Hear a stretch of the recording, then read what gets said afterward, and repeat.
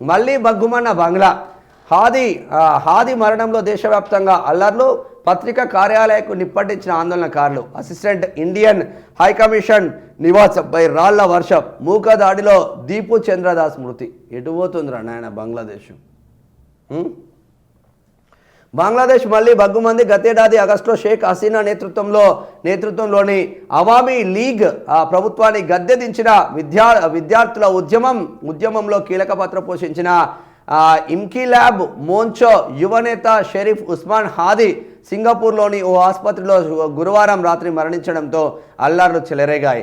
రాజధాని ఢాకా సహా పలు జిల్లాలు హింసాత్మక ఘటనలతో అట్టుడికిపోయాయి. భారత రాయబార కార్యాలయాల ముందు ఆందోళనకారులు భారీ నిరసనలకు దిగారు. చిట్టగాంగ్లోని అసిస్టెంట్ ఇండియన్ హైకమిషన్ నివాసంపై రాళ్ల వర్షం కురిపించారు. ఢాకాలోని భారత రాయబార కార్యాలయం ముందు బారికేడ్లను తొలగించి లోపలికి చొచ్చుకొని ఆ చొచ్చుకు వెళ్లేందుకు ప్రయత్నించారు. పత్రికా కార్యాలయాలకు ఆందోళనకారులు ముట్టడించారు. ఆ దేశంలోని ప్రధాన పత్రికలైన ప్రోథమ్ ఆలో, ది డైలీ స్టార్ భవనాలకు నిప్పండించారు. ఈ ఘటనలో కొందరు పాత్రికేయులు అగ్నికిలలో చిక్కుకున్నారు. ఇక ఎటుపోతుంది దేశం? వీడు చేసింది ఏమున్నది? బంగ్లాదేశ్ నుంచి హాదీ అనేటోడు చేసింది ఏమున్నది? హాదీ అనేటోడు బంగ్లాదేశ్లో ఇక మొత్తం వాళ్ళే వెళ్తున్నారని చెప్పేసి ఉద్యమం తీసుకొచ్చి షేక్ హసీనా ఇప్పటికీ బంగ్లాదేశ్ నుంచి ఎప్పుడైతే ఆమెను తరిమేసిందో అప్పటి నుండి కంప్లీట్గా భారతదేశం ఆశ్రయం ఇచ్చింది. ఆ విద్యార్థి యువనేత ఎవడైతే ఉన్నాడో హాదీ అనేటోడు, వాడి నేతృత్వంలో బంగ్లాదేశ్ సర్వనాశం అయిపోయింది. మనం సింపుల్ అనుకుంటాం, ఉద్యమాలు లేచినాయి, ఉక్కుపాదమై లేచినాయి, ఉద్యమాలు లేచినాయి, మొత్తమిగా రాజకీయ నాయకులను తరిమి కొట్టిందంటే దొంగలను తరిమి కొట్టాలి. మంచోలను ఉంచి ఆ మంచోలతో మనం పాలన సాగిస్తే దేశం బాగుపడుతుంది. తద్వారా ఏమైంది? బంగ్లాదేశ్లో తినడానికి తిండి గతి లేదు, తాగడానికి నీళ్లు గతి లేవు, స్కూల్స్ లేవు, కాలేజీలు లేవు, వ్యవస్థలు భ్రష్టు పట్టిపోయినాయి. సో వాడు సింగపూర్కు పోయిండంట పోరాడు.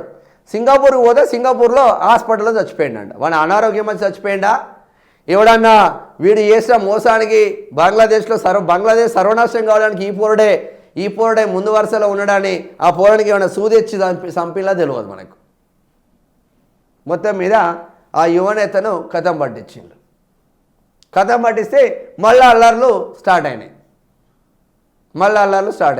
పత్రికా కార్యాలయాలకే నిప్పు పెట్టేసిండ్రు.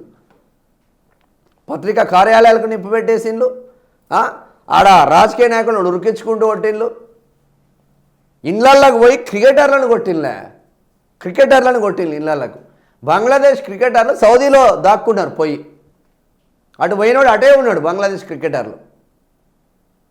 దేశం సుస్థిరంగా ఉండాలంటే మనం అనుకుంటాం, నేను పీకినా, కట్టలు కట్టినా, చేసిన, నేను మాట్లాడిందే హీరోయిజం, నేనే గొప్ప, నాకన్నా గొప్ప లేదు అంటే కాడికి పోండి, మీ శ్మశాన వాటికి కాడికి పోతే నీకన్నా మంచోళ్ళు ఉంటారు. ఆడ యాటిట్యూడ్ పనికిరాదు. ఇక్కడ కూడా ఈ పోరాటాలు చేసింది అదే.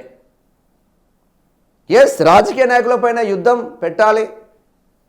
రాజకీయ నాయకుడు ఎవడైతే అవినీతికి పాల్పడతాడో, ఎవడైతే మన దేశాన్ని సర్వనాశనం చేస్తాడో వాడిపైన యుద్ధం చేయాల్సిన ఆవశ్యకత బంగ్లాదేశ్ పౌరులపైన ఉంటుంది. బంగ్లాదేశ్ దేశంలో ఉంటే ఏ దేశం యువతపైనైనా ఆ బాధ్యత ఉంటుంది.